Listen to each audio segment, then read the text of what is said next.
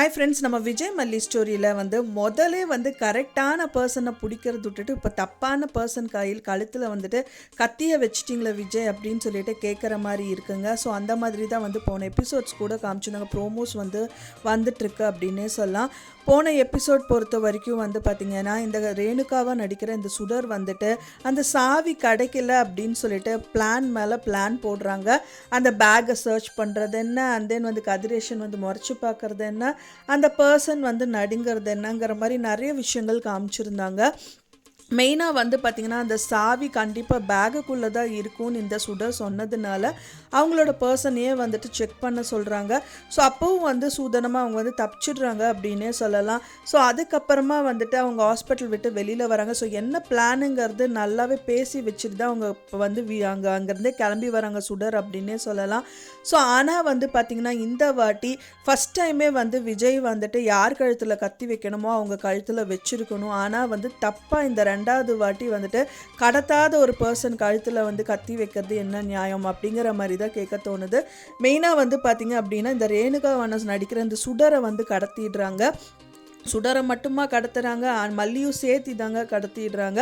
கடத்துனது மட்டும் இல்லாமல் இந்த கதிரேஷனே ஃபோன் பண்ணி விஜய்கிட்டையும் சொல்லதும் செய்கிறாரு. இந்த மாதிரி மாப்பிள்ளை என்னோட பொண்ணு ரேணுகாவையும் மல்லியும் கடத்திட்டாங்க மாப்பிள்ளைன்னு சொல்லிட்டு அலறாங்க. ஸோ விஜய்க்கு சந்தேகப்படுற ஒரே ஒரு ஆள் அப்படின்னு பார்த்தீங்கன்னா அவங்க அக்கா ஆன ராஜி மட்டும்தான். ஸோ அவங்களோட க்ரோத் அண்ட் தென் இவங்களோட சந்தோஷமான வாழ்க்கையை கெடுக்கணும் அப்படிங்கிறது அவங்களோட எண்ணம் அப்படின்னு சொல்லலாம்.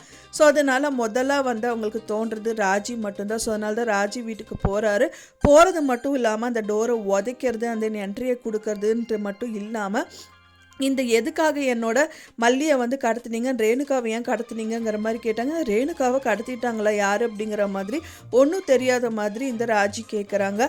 ராஜி கழுத்தில் கத்தி வைக்காமல் இந்த ரஞ்சிதா கழுத்தில் கத்தி வச்சு மிரட்டுறாரு விஜய் அப்படின்னே சொல்லலாம்.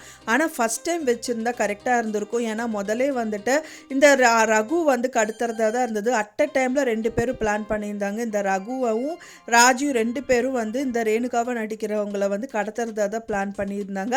பட் ஆனால் பை மிஸ்டேக்காக ரகு கடத்துகிற இடத்துக்கு போகாமல் ராஜி கடத்தின இடத்துக்கு தான் சுடர் போயிருந்தாங்க.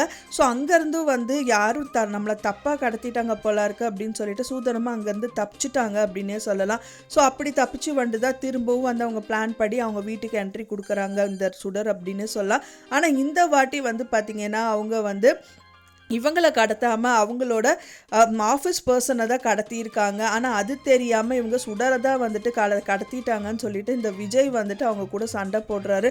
ஸோ இந்த மாதிரி விஷயங்கள் எல்லாமே காமிச்சிட்ருக்காங்க. கரெக்டான டயத்தில் போய் கரெக்டான பர்சனை பிடிக்காமல் தப்பான டயத்தில் போய் தப்பான பர்சனை மிரட்டுறது அப்படிங்கிற மாதிரி நிறைய விஷயங்கள் நம்மளுக்கு எழும்பதான் செய்யுது.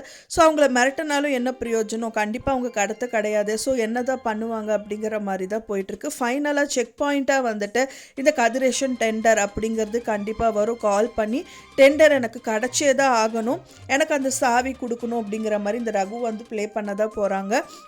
இப்போ வரைக்குமே டெண்டர் வேணும்னு சொல்லிட்டு இருக்கிறது ராஜி மட்டும்தான். கதிரேஷனோட டெண்டர் மேலே ரொம்ப கண்ணாக இருக்காங்கனால இதுலேயும் ராஜி மேலே தான் டவுட்டு வரும். என் டெண்டர் விஷயமா கேட்டாங்கன்னா கண்டிப்பாக நீ மட்டும்தானே அவரோட டெண்டர் வேணும்னு சொல்லி கேட்டுட்டு இருந்தேன். ஸோ நீ தான் கடத்திருப்ப, பொய் சொல்லாமல் சொல்லுன்னு சொல்லிட்டு திரும்பவும் மிரட்ட தான் செய்வாங்க. வெயிட் பண்ணி பார்க்கலாம் ஃப்ரெண்ட்ஸ் என்ன நடக்குது அப்படின்னு சொல்லிட்டு. நீங்கள் என்ன நினைக்கிறீங்க அப்படின்னு சொல்லிட்டு உங்களோட கருத்துக்களை மறக்காமல் எனக்கு கமெண்டில் ஷேர் பண்ணுங்கள். நான் சொன்ன இந்த தகவல் உங்களுக்கு பிடிச்சிருந்தால் மறக்காமல் லைக் பண்ணுங்கள், ஷேர் பண்ணுங்கள், கமெண்ட் பண்ணுங்கள், சப்ஸ்கிரைப் பண்ணுங்கள். மேலும் இன்னொரு மல்லி சீரியல் அப்டேட்டோட நெக்ஸ்ட்டு மீட் பண்ணுறேன். தேங்க்ஸ் ஃபார் வாட்சிங் மை வீடியோ ஃப்ரெண்ட்ஸ். நெக்ஸ்ட் வீடியோவில் பார்க்கலாம்.